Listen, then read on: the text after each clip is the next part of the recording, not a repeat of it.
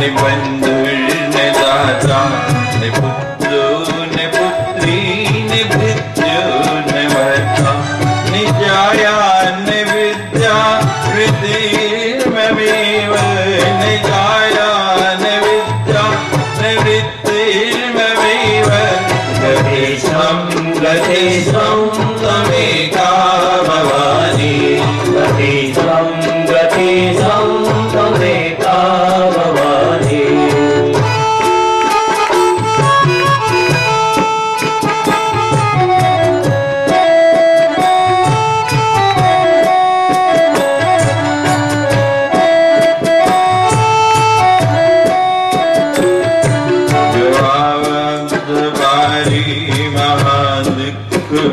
प्रभात प्रकामी प्रलोभी प्रमत्ते संसार पाश प्रबद्धे सदा हम संसार पाश प्रबद्धे सदा हम गतेशं गतेशं त्वमेका भवानि गतेशं गतेशं त्वमेका भवानि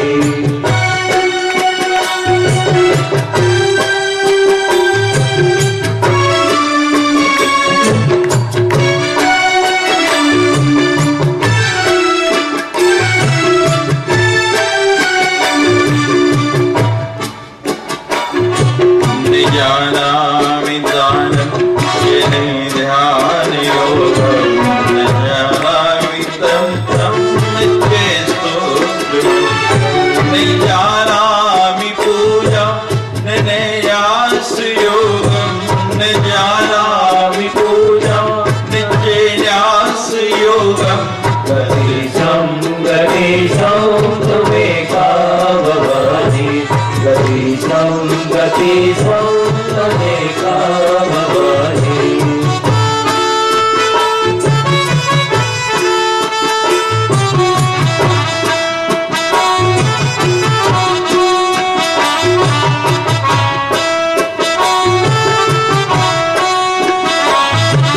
निजानामि पुण्यं निजानामि तीर्थं निजानामि मुक्तिलयं वा कदाचित् निजानामि भक्तिं व्रतं वापि माता निजानामि भक्तिं व्रतं वापि माता गतेशं गतेशं त्वमेका भवानि गतेशं गतेशं त्वमेका भवानि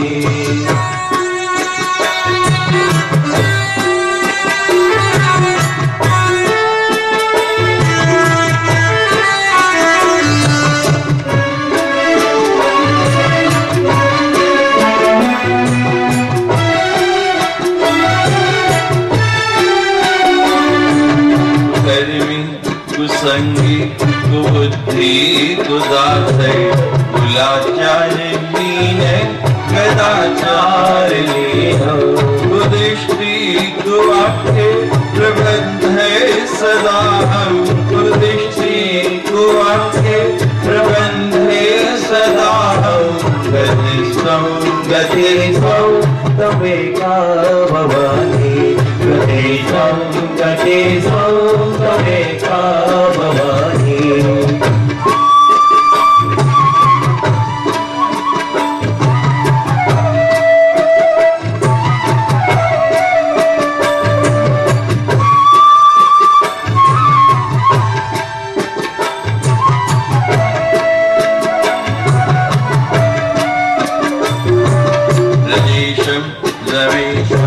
महेशं सुरेशं दिनेशं निशीथीश्वरं वा कदाचित् न जानामि जन्यत् सदाहं शरण्ये न जानामि जन्यत् सदाहं शरण्ये गतेशं गतेशं त्वमेका भवानि गतेशं गतेशं त्वमेका भवानि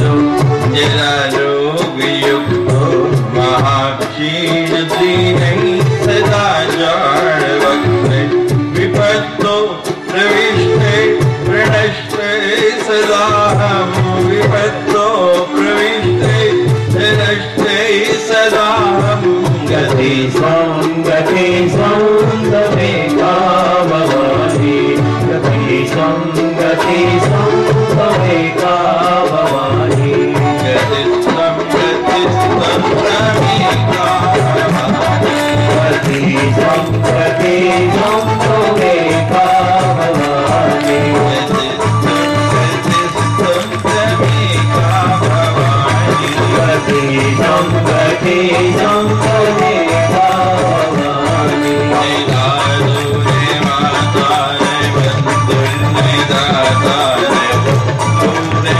पुत्रीने विद्यो निजायाने विद्याने वृत्तिर्ममेव निजायाना विद्याना वृत्तिर्ममेव गति त्वं गति त्वं मे कामवानि गति त्वं मे कामवानि भवातारे वहादिप्रवीरो प्रभातर्प्रगामी त्रैलोकी प्रमत्ते कुसंसारि पाशुर्बद्धे सदाहं कुसंसारि पाशुर्बद्धे सदाहं गति त्वं मे कामवानि गति त्वं मे कामवानि निजानामि दानं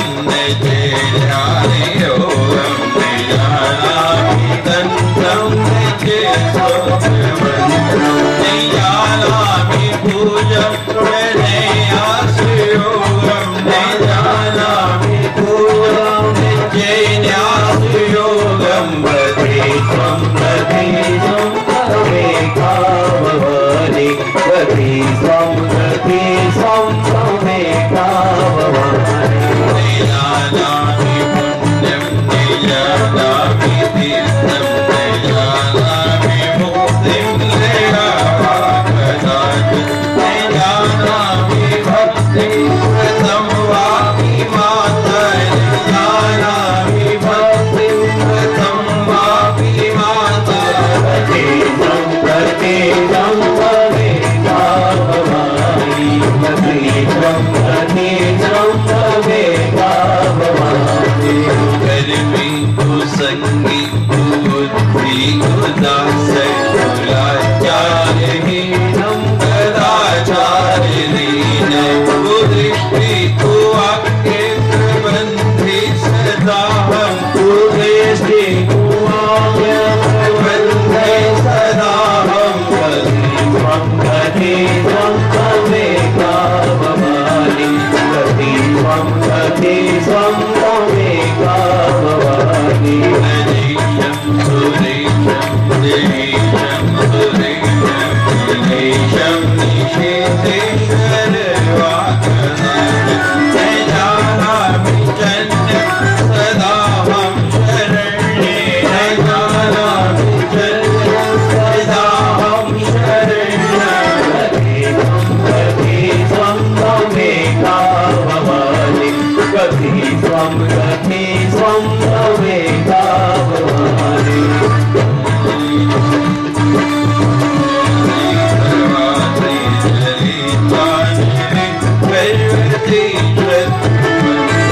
अरण्ये शरण्ये सदा मां प्रभाहि अरण्ये शरण्ये सदा मां प्रभाहि गति त्वं मे कामवानि त्वं गति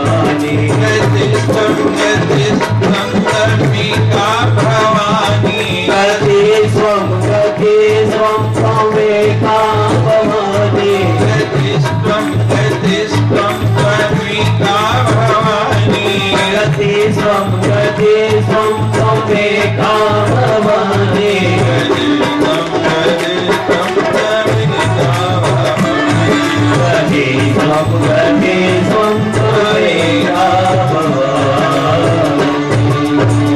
जय हे रामाली नितातो न माता न बंधु न दाता न पुत्रो न पुत्री न भृत्यो न भर्ता न जाया न विद्या न वृत्तिर्ममैव गतिस्त्वं गतिस्त्वं त्वमेका भवानी। आदि गुरु शंकराचार्य ने बड़ा सुंदर भवान्य अष्टक लिखा है। इस संसार में ना तो कोई किसी का पिता है, ना कोई माता है, ना ही कोई बंधु है और ना ही कोई दाता है, कोई पुत्र पुत्री भी नहीं है और कोई किसी के पति पत्नी भी नहीं है। ये कुछ समय का संबंध है।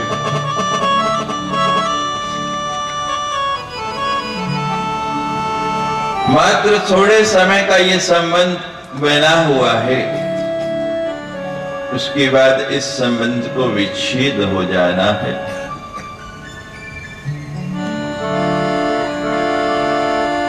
आज गुरु शंकराचार्य रहते हैं कि संसार में रह के मैंने सब देख लिया कि संसार में क्या है और अब मुझे समझ आ गया मां, मिलता है सच्चा सुख केवल भगवान तुम्हारे।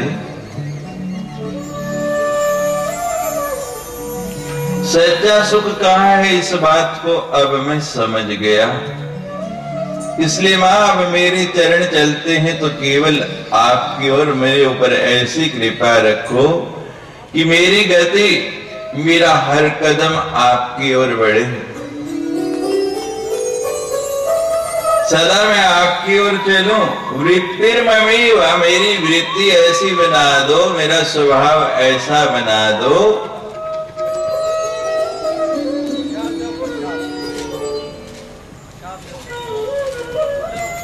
क्योंकि मां ये संसार जो है इस भाव को पार करना बहुत कठिन है। ये महा दुखों से भरा हुआ संसार है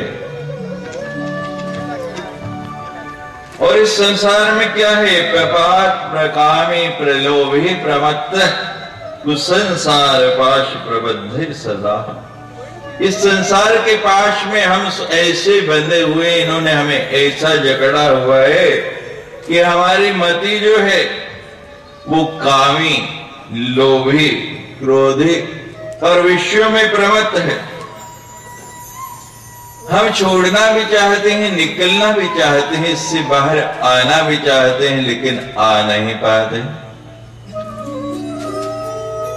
और मां ये तब तक संभव नहीं होता, तब तक हम नहीं निकल पाएंगे जब तक आप हमारा हाथ पकड़ के हमें अपने ओर नहीं खींच ले, हमारी गति अपनी ओर नहीं कर ले।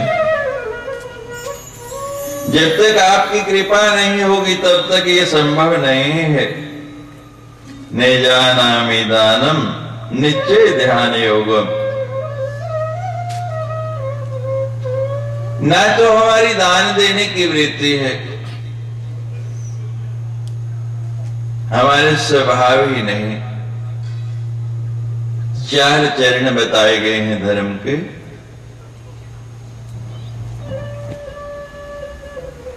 प्रकट 4 चरण धर्म के और कली में एक प्रधान।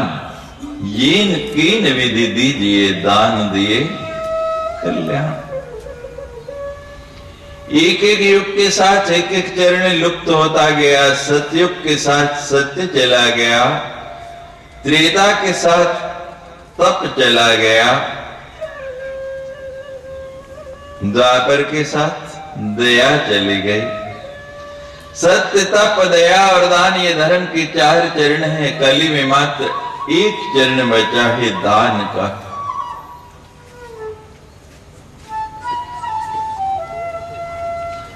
लेकिन हमारी वृत्ति बनती नहीं।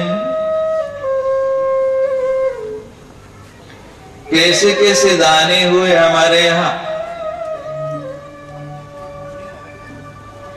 कर्ण को देख के अपने कवच कुंडल दे दिए। भय नहीं लगा कि मेरे कवच कुंडल चले जाएंगे तो मेरा क्या परिणाम होगा। दधीचि ऋषि को देखिए, देवताओं के हित के लिए अपने शरीर की अस्थियां ही दे दी। इंद्र ने कहा कि तुम्हारी अस्थियों से वज्र बनेगा तब राक्षस मारे जाएंगे। अपने शरीर की सारी अस्थियां दान में दे दी। शिवी का प्रसंग जानते हैं। एक कबूतर के बदले में अपने शरीर का सारा मांस दे दिया। कहां तक दान की महिमा कहें आपको। बलि को देखिए, भगवान आए हैं मांगने के लिए द्वार पर।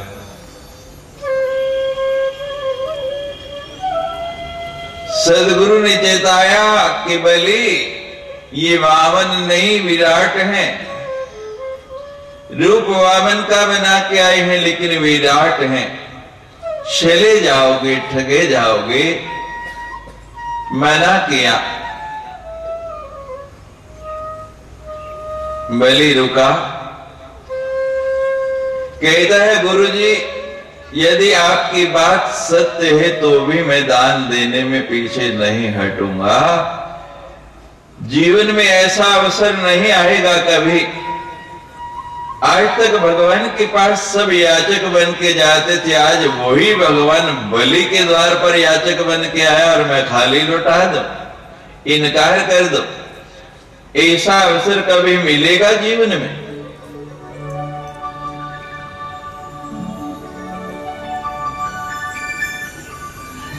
और दिया दान।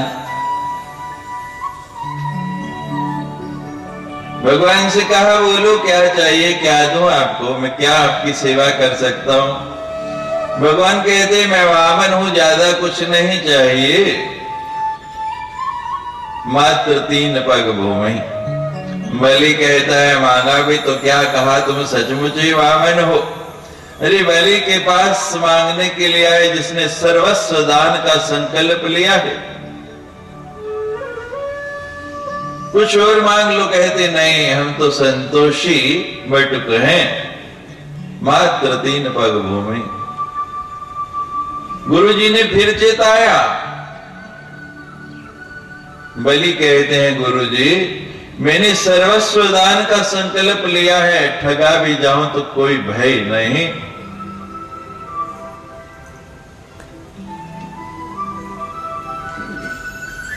दान दे दिया।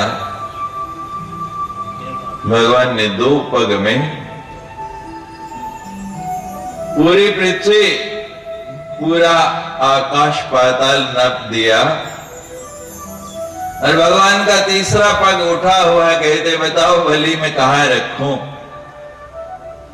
इतना विशाल भगवान का विराट रूप हो गया वामन से। एक पांव पाताल में और दूसरा आकाश को, भगवान का नख छू गया आकाश को, आकाश फट गया। और वहां से उस बादल के फटने से जो जल निकला वही ये गंगा बनी। विष्णुपदी कहते हैं इसको।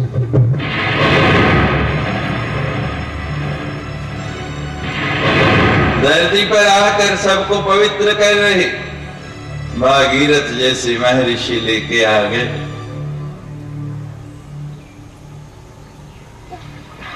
बलि कहता है महाराज ये सिर है मेरा, अभी ये बाकी है, इसके ऊपर तीसरा पांव रख दो। दान देते हैं,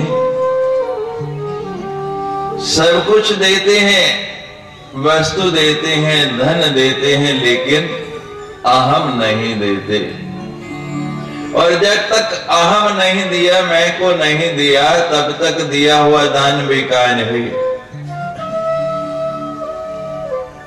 बड़े बड़े नामपट लिखवाते हैं, और जो नहीं लिखवाते उनकी भी वृत्ति मैंने देखी है। यहां आदि गुरु शंकराचार्य कह रहे हैं, न जाया न विद्या न वृत्तिर्ममेव, कि मेरी वृत्ति कैसी चाहिए। वृत्ति क्या है? नाम नहीं लिखाया, कुछ नहीं, लेकिन जब प्रवेश हुए किसी मंदिर में या किसी स्थान में, तो जो वस्तु दान दी है ना, पहला भाव क्या आते जाते, ये मेरी है, आता है या नहीं? जब आपकी है तो दान कैसे दी, और जब दे दी, दान दे दी, तो फिर आपकी कैसे हो गई?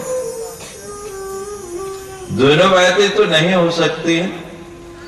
अगर दान दे दी तो फिर आपकी कैसे हुई, और आपकी है अगर आप अभी भी उस पर अपना अधिकार जताते हैं, आप कहते हैं ये मेरी है, तो फिर दान कैसे हुई? तो बलि कहता है, महाराज अभी अहम आती है, ये अहंकार मैं आपको समर्पित कर रहा हूं, आपको दे रहा हूं, ये मेरा सिर। अरे भगवान ने तीसरा पांव कहां रखा? बलि के सिर के ऊपर। कोई हुआ ऐसा दानी संसार में?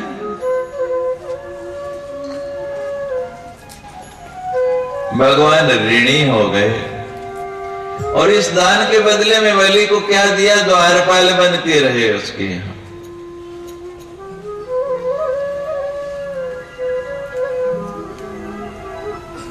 अगर आप भी भगवान को अपना द्वारपाल बनाना चाहते हैं, अपने द्वार पर रखना चाहते हैं,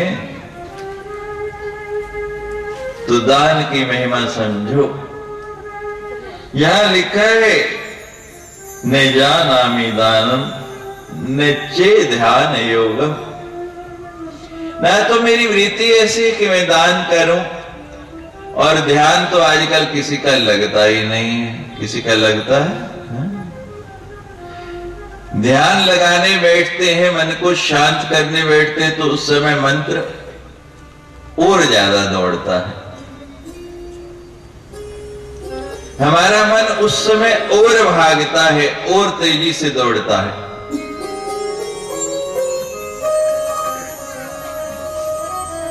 पुरुषोत्तम जी तक आ जाइए, हमें अच्छा लगा, कोई बात नहीं। वस्त्र क्या है, उससे कोई अंतर नहीं पड़ता। वस्त्र के अंदर क्या है, इससे बहुत बड़े अंतर पड़ता है। आ जाइए।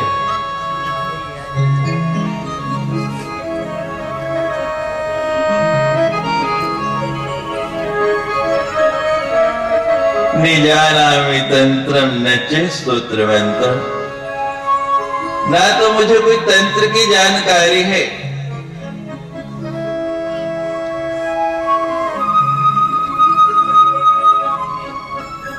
कौन कह रहे? आदि गुरु शंकराचार्य। निश्चय स्तोत्र मंत्रम, मुझे स्तोत्र और मंत्र की भी कोई जानकारी नहीं, जिन्होंने इतने इतने स्तोत्रों की रचना कर दी, इतने सुंदर भाष्य लिख दिए, पर वो कहते हैं ना तो मैं स्तोत्र जानता हूं, ना मैं मंत्र जानता हूं। न जानामि पूजम न चे न्यास योगम, ना तो मुझे पूजा करनी आती। हम लोग ज्योति जला दी, अगरबत्ती जला दी, भगवान के सामने थाली रख नहीं दी, मैं कहता हूं पटक दी। अक्सर देखता हूं भोग लगाना है जैसे बिला टालने हैं, परिणाम क्या होगा? वैसा ही फल मिलेगा ना। भोग लगाओ तो भाव से, ऐसा भाव आ जाए,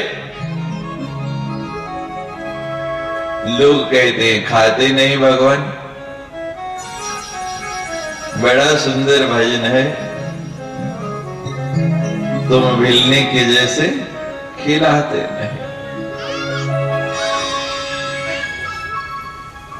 तुम विदुरानी के जैसे खिलाना नहीं जानते। भाव है विदुरानी का, भगवान आए, भूख लगी है और ऐसी भाव में डूब गई, भगवान को निहारती जाती है, वो मुखमंडल देखती जाती है और इतनी भाव में मगन हो गई, एक एक केला छील रही और भाव ऐसा है कि ये भी नहीं पता क्या दे रही, केला फेंक रही और छिलके खिला रही और भगवान बड़े प्यार से खा रहे, जैसे केले से भी ज्यादा स्वादिष्ट हो।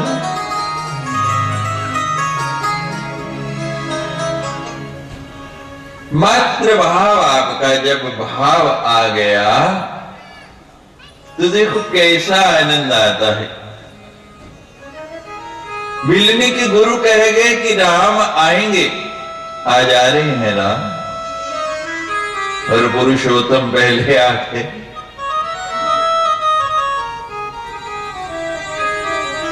कल भी आपको बताया था, सदगुरु वेद वचन विश्वासा। बिल्ली ने ये नहीं पूछा कब आएंगे, इतना समय लगेगा, किस दिन आएंगे, कोई मतलब नहीं, विश्वास कर लिया। और गुरुजी ने कहा है भगवान आएंगे, कभी भी आ सकते हैं, अभी भी आ सकते हैं, आज भी आ सकते हैं, कल भी आ सकते हैं। और उसी समय से तैयारी लग पड़ी, रोज फल तोड़ के लाती, रोज रखती और सवेर से शाम तक इंतजार करती रहती। बहुत समय बीत गया लेकिन कभी ये भाव नहीं आया, कभी ये सोच नहीं आई कि भगवान तो अभी तक आए नहीं, अभी तो भगवान आएंगे या नहीं आएंगे। सतगुरु ने कहा है तो आएंगे, ये दृढ़ विश्वास, कोई शंका नहीं, कोई थकावट नहीं, रोज उसी तरह तैयार करना। और आखिर भगवान आए और खाए। क्या खाए बोलो? झूठे बेर। कौन से बेर खाए?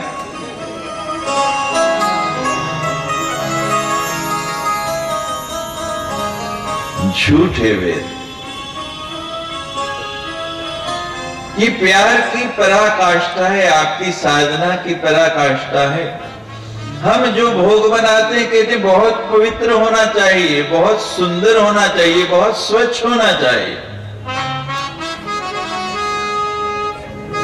बड़ा प्रयास करते हैं, थाली बड़ी सुंदर होनी चाहिए, जितना जितना जिसका सामर्थ्य है, सोने से लेके लोग हीरे जवाहरात जड़ी थालियां भी बना लेते हैं।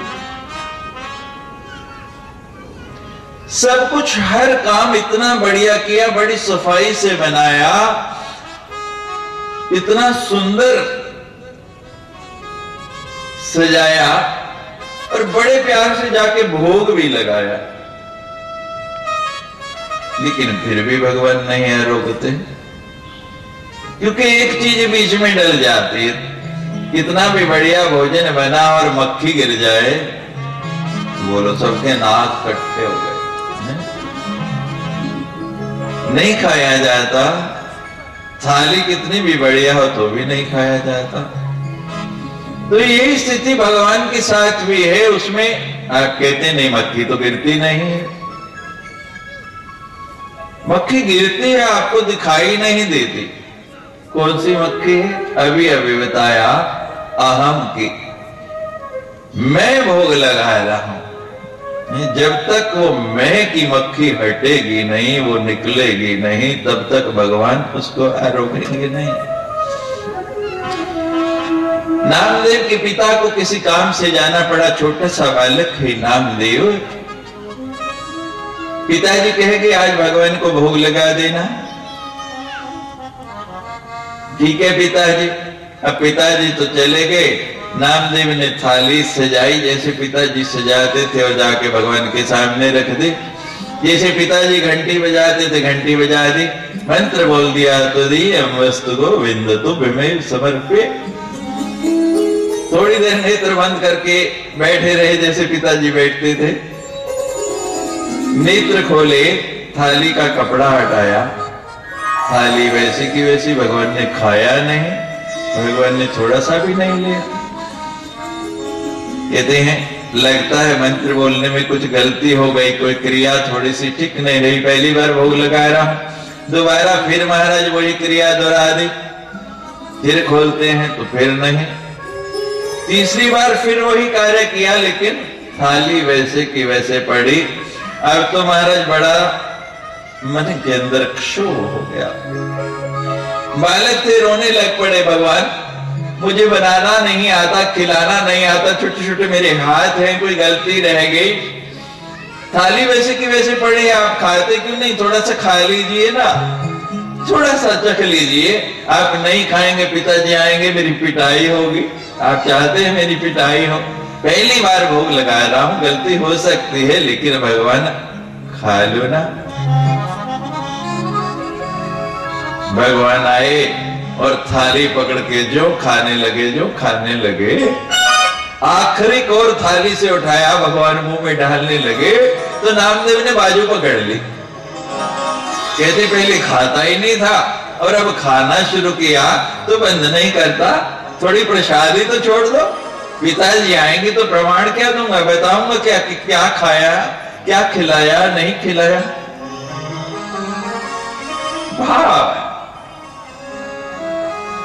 जब भाव आ जाएगा तभी आनंद आएगा। आदि गुरु कहते हैं कि मुझे पूजा नहीं आती, आपका न्यास कैसे करते हैं मंत्रों का मैं वो भी नहीं जानता, लेकिन मां मुझे एक बात समझ आ गई है, गतिस्तम त्वमेका भवानी। जो बालक मां का आंचल पकड़ के चलता है वो कितनी भी भीड़ में चला जाए कभी खोएगा नहीं, कैसी भी भीड़ हो जाए, मां का आंचल पकड़ के चलना सीख लो। इस संसार के भयावह संसार है, ठीक लिख रहे हैं, कुसंसार पाश प्रबद्ध सदा, इन पाशों से बचने का साधन बड़ा सरल बता दिया कि मां का आंचल पकड़े रहो, आप कभी खोएंगे नहीं। कई प्रकार के बालक बताए गए हैं,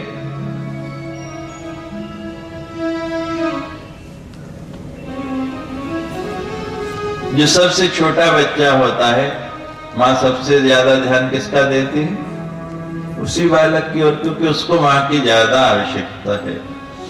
तो मां के समक्ष छोटे बनना सीखो, और बहुत बुद्धिमान भी नहीं। शंकराचार्य कह रहे हैं कि ना न्यास जानता हूं ना पूजा जानता हूं।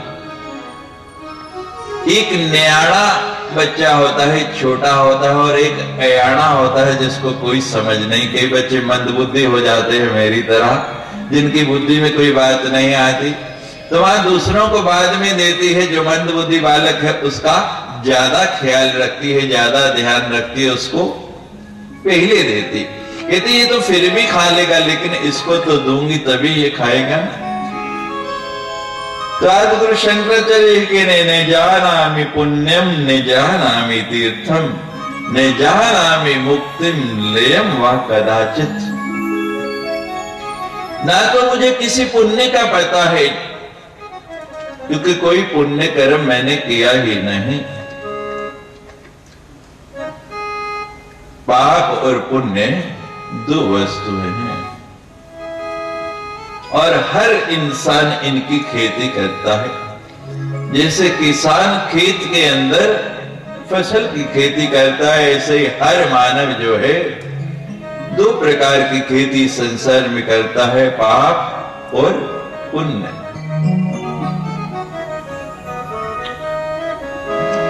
तुलसिया तन खेत है,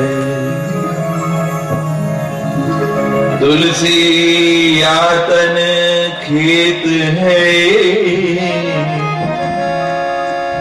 और मनसा भया किसान।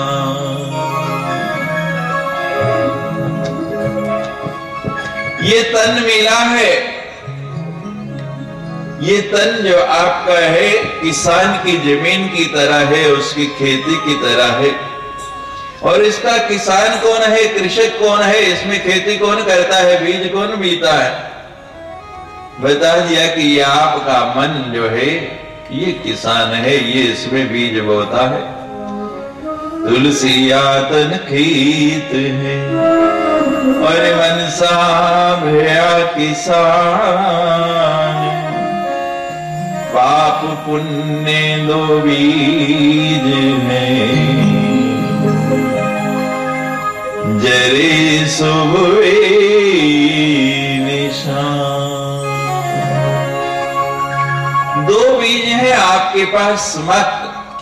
संसार में जो किसान खेती करता है उसमें भिन्न भिन्न प्रकार के बीज हैं, लेकिन आपके हाथ में मात्र दो ही बीज दिए हैं भगवान ने, एक इस हाथ में और एक इस हाथ में।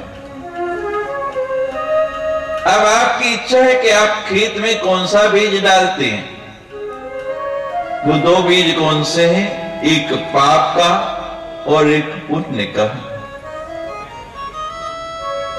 अगर पाप का बीज डालेंगे तो क्या फलित होगा? बोलो, पाप ही फलित होगा। और पुण्य का बीज डालेंगे, पंजाबी के कवि ने लिखा है, बीजे किकरा ते मंगे खुरमानिया, बीजे किकरा ते मंगे खुरमानिया, दस मूर्खां दियां होर की निशानियां।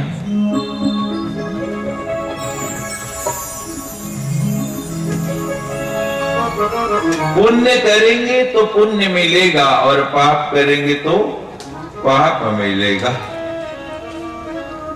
अब होता क्या है, हम ज्यादा क्या करते हैं, पाप या पुण्य? बोलो, ज्यादा पाप करते हैं लेकिन बताते क्या है? ज्यादा पुण्य। पाप जो हम करते हैं वो किसी को नहीं बताते, लेकिन पुण्य गाते फिरते हैं। यहां लिखा है कि पुण्य भी बताने से क्षीण होता है और पाप भी बताने से क्षीण होता है। हम पुण्य की जितनी चर्चा करते हैं पुण्य उतना क्षीण होता जाएगा, और पाप की भी जितनी चर्चा करेंगे पाप भी क्षीण होता जाएगा। आप कहते पाप कैसे क्षीण हो जाएगा? जितनी हम पाप की चर्चा करेंगे, दूसरों को बताएंगे कि मैंने ये पाप किया है, ये बुराई की है, तो 10 को बताएंगे तो कोई एक तो ऐसा मिल जाएगा जो कहेगा भाई आपने अच्छा काम नहीं किया। वो कम होगा या नहीं? उसमें स्वतः कमी आ जाएगी। पुण्य करो तो छिपाओ और पाप करो तो बताओ, लेकिन यहां हम करते हैं उल्टा। पाप करते हैं तो छिपाते हैं और पुण्य करते हैं तो गाते फिरते हैं, मैंने इतना किया, मैंने इतना किया। आदिगुरु शंकराचार्य कह रहे हैं कि मैं तो पुण्य भी नहीं जानता और न जानामि तीर्थम। तीर्थ क्या है ये तो मुझे पता ही नहीं, मैं कभी तीर्थ गया ही नहीं। और मुक्ति कैसे होगी, आपके नाम में लय कैसे हुआ जाए, उसका साधन कैसे बनेगा? जब मैंने ना मंत्र जपा, ना पुण्य किया, ना तीर्थ गया, तो मुक्ति तो हो ही नहीं सकती। मुक्ति कैसे होगी? मुक्ति तो मेरी संभव ही नहीं है। न जानामि भक्ति व्रतम वापि माता। मां दुनिया नवरात्रि आती है, व्रत करती है। आप में से कितने लोग हैं जिन्होंने नवरात्रि का व्रत रखा है? पहले से कम खाते हैं, ज्यादा खाते हैं? अन्न नहीं खाते, बाकी तो कोई कमी नहीं। हमारे से लोग पूछते हैं कि स्वामी जी फलाहार में कौन कौन सी वस्तु हैं? फलाहार में क्या क्या वस्तुएं हैं, क्या क्या खाया जा सकता है? हम कहते हैं भाई, पहली क्लास के बच्चे को भी पूछो तो फलाहार का मतलब वो बता देगा, यानी फल का आहार। अब जो फल है वही फलाहार है, बाकी तो जीभ का स्वाद है और पेट भरना है। कोई कुट्टू का आटा कहता है, कोई उसका आटा कहता है, कोई उसके चावल कहता है, कोई ये सब्जी खाता है, कोई वो सब्जी खाता है। तो ये फलाहार थोड़ी है, स्पष्ट लिखा है फल आहार। अब जो फल है आगे आएगा, जब देवी के भोग का प्रसंग आपसे पूछेंगे फलों के नाम, तो फल का मतलब फल, उसमें कोई शंका है ही नहीं, कोई विवाद ही नहीं। लेकिन फिर भी लोगों ने अपने अपने उसके लिए, और हर जगह अलग अलग वस्तु है। और हम तो देखते हैं ऐसे कम खाते हैं, लेकिन जब उपवास हो तो उस समय ज्यादा खाते हैं, लड़ाई उतरती ही नहीं। तो गुरु जी कह रहे हैं कि ना तो मैंने भक्ति की कोई आपकी और ना मैंने व्रत किया है माता, लेकिन मेरे चरण अब सदा आपकी ओर बढ़ते हैं, आपकी ओर ही आते हैं। कुकर्मी, कुसंगी, कुबुद्धि, कुदास। और मेरे अंदर गुण कितने हैं मां, मैं ये भी बता देता हूं। आपने गुण गिना रहे हैं, कभी आपने ये गुण भी गिनाए? और संसार का कोई व्यक्ति ऐसा नहीं मेरे सहित जिसमें ये गुण नहीं है।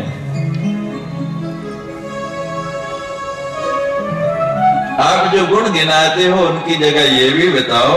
कुदृष्टि, कुकर्मी, मेरे कर्म कैसे हैं, जिनमें मैं कितने अच्छे कर्म करता हूं और कितने बुरे कर्म करता हूं। प्रतिदिन आप विश्लेषण कीजिए। रात को सोने से पहले सोचिए कि मैंने आज कितने अच्छे कर्म किए और कितने बुरे किए। मात्र इतना करना आज से आप शुरू कर दीजिए। आप देखिए धीरे धीरे बुरे कर्मों में कमी आती जाएगी, वो घटते चले जाएंगे। कुसंगी, मेरा संग कैसा है? संसार में संग की बहुत महिमा है। पंजाबी में कहते संग लग तरिए तो कुसंग लग मरिए। जैसा करोगे संग वैसा चढ़ेगा रंग। संग जैसा कर लोगे वैसा आप में रंग आ जाएगा। संग अच्छा तो सब कुछ अच्छा। भंवरा उड़ता चला जा रहा था,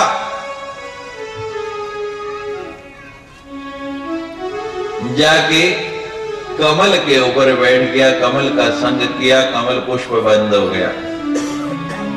माली आया, तोड़ के ले गया, जाके मां को चढ़ा दिया। मां के वक्षस्थल पे प्रातः हुई कमल खिला। भंवरा कहां बैठा है? संग किसका किया? गगन चढ़े रज पवन प्रसंगा।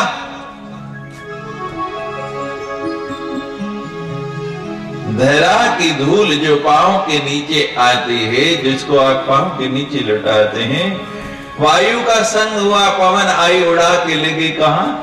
आकाश में। प्रयास ये करो कि आपका संग अच्छा रहे।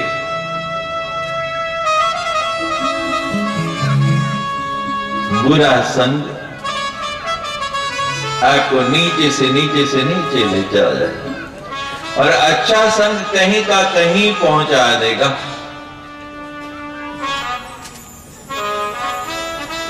वही लोहा नाव के साथ लग जाए तो तैरता रहता है, और वही लोहा कुल्हाड़ी में लग जाए तो चाकू में लग जाए तो। लकड़ी की डंडी है,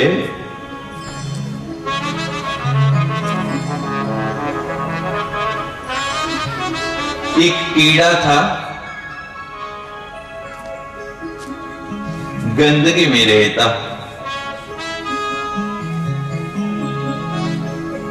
मित्रता हो गई एक ऐसे कीड़े से जो शुगर मिल में रहता था, चीनी की मिल में।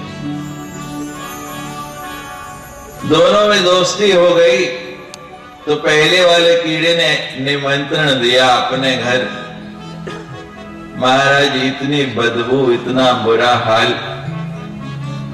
और परोसा क्या? जो वहां है वही परोसेगा। मुंह खराब हो गया, खाए कैसे? लेकिन मित्र है। दूसरे दिन उसने कहा कि मित्र, तुमने मुझे निमंत्रण दिया, मैं तुम्हारे घर आया, अब तुम भी मेरे घर आओ। उसको बुलाया,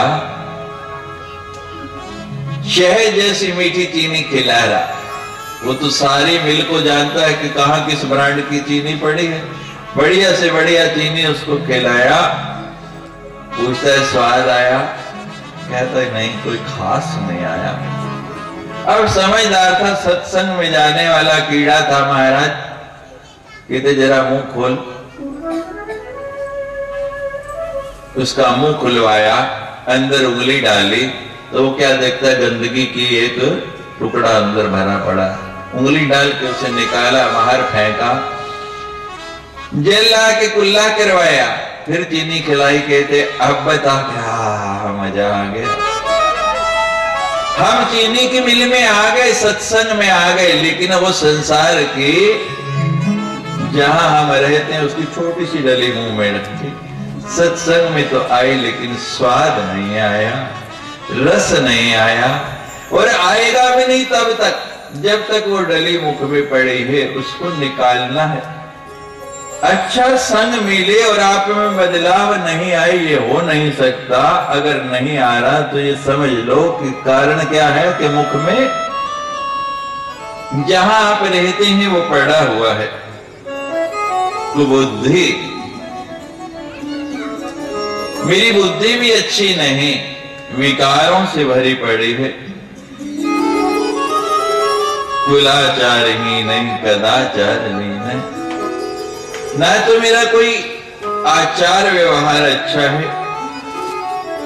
ना मेरा कोई कुल अच्छा है। कुल जन्म से नहीं, अच्छे कर्मों से अच्छा बनता है। संसार में मेरी दृष्टि भी अच्छी नहीं, बुरी दृष्टि से मैं सबको देखता हूं। कुवाक्य, मधुकैटभ वध के समय आपको बचा चुके हैं।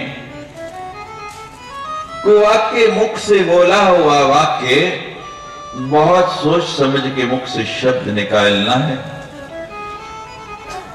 म्यान से निकली हुई तलवार और कमान से निकला हुआ तीर वापस जा सकता है, लेकिन मुख से निकला हुआ शब्द वापस नहीं जा सकता।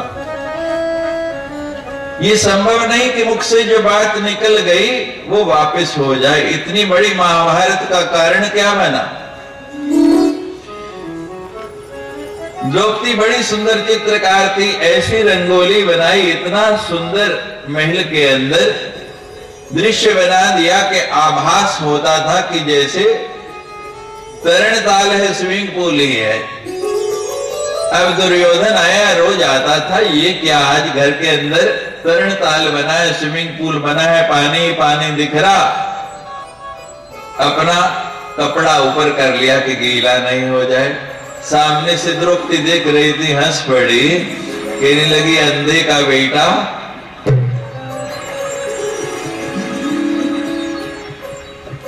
परिणाम क्या हुआ? और द्रौपदी ने कुछ गलत नहीं कहा। किसका बेटा है?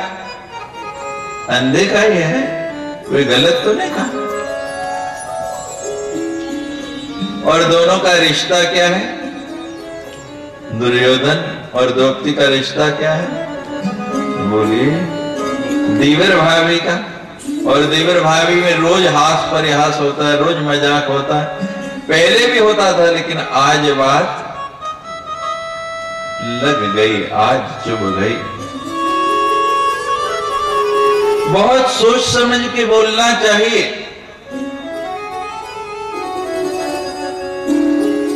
मुख से निकला हुआ शब्द कभी वापस नहीं आ सकता, और हर बात जो है हो सकती है।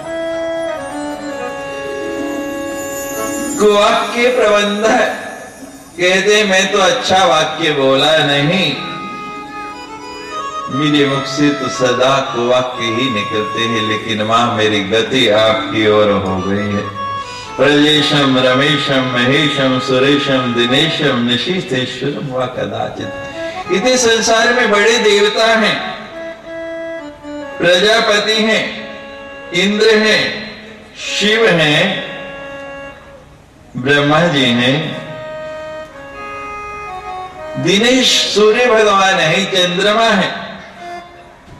लेकिन मां, जब से मैंने आपको देख लिया ना, जब से मेरी दृष्टि आप पे पड़ गई है, जे न जा रामी चन्नत सदा हम शरण्य।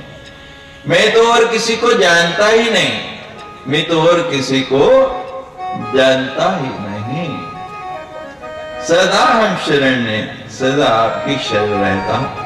वृंदावन में एक बांके बिहारी के भक्त थे और अपने नाम के साथ लिखते थे अनन्य भजन। किसी ने पूछा, भाई आप अनन्य लिखते? कहते मैं उनके अलावा दूसरे किसी को जानता ही नहीं, किसी अन्य की पूजा नहीं करता। तो एक महाराज हमारे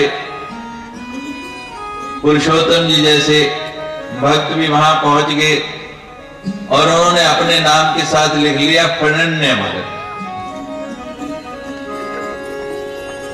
वो कहते हैं भाई अनन्य तो सुना, ये फणन्य क्या हो गया? कहते हैं आपको ये तो पता है दूसरा है, आप कहते हैं दूसरा है कोई, मैं किसी अन्य की पूजा नहीं करता, लेकिन मुझे तो पता ही नहीं। मुझे तो ये पता है कि संसार में कोई है तो केवल मां ही, और मां नहीं होती तो हम इस संसार में आ नहीं पाते उसके बिना।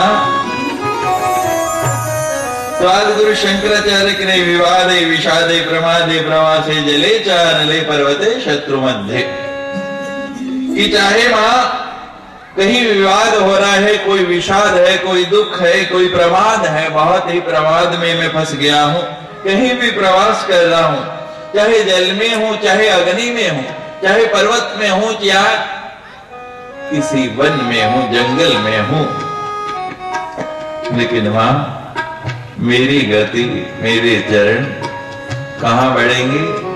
सदा आपकी ओर, सदा मैं आपका ही ध्यान करता रहूंगा। और मां मेरे ऊपर यही कृपा करना, इस नवरात्रि में मां से यही मांगो, गतिस्तम गतिस्तम त्वमेका भवानी, की ही मां मेरी गति, मेरी चरण इस नवरात्रि में, इस पावन अश्विनी नवरात्रि में आपकी ओर आने शुरू हो गए, आपकी ओर बढ़ने शुरू हो गए। मेरे जो कदम आपकी ओर चलकर इस नवरात्रि में आ रहे हैं, आप उनका पथ, उनका मार्ग बदलना नहीं, वो सदा आपकी ओर ही बढ़ते रहें, आपकी ओर ही चलते रहें, आपकी ओर ही आते रहें। ऐसी ही मेरे ऊपर कृपा करना। जय जय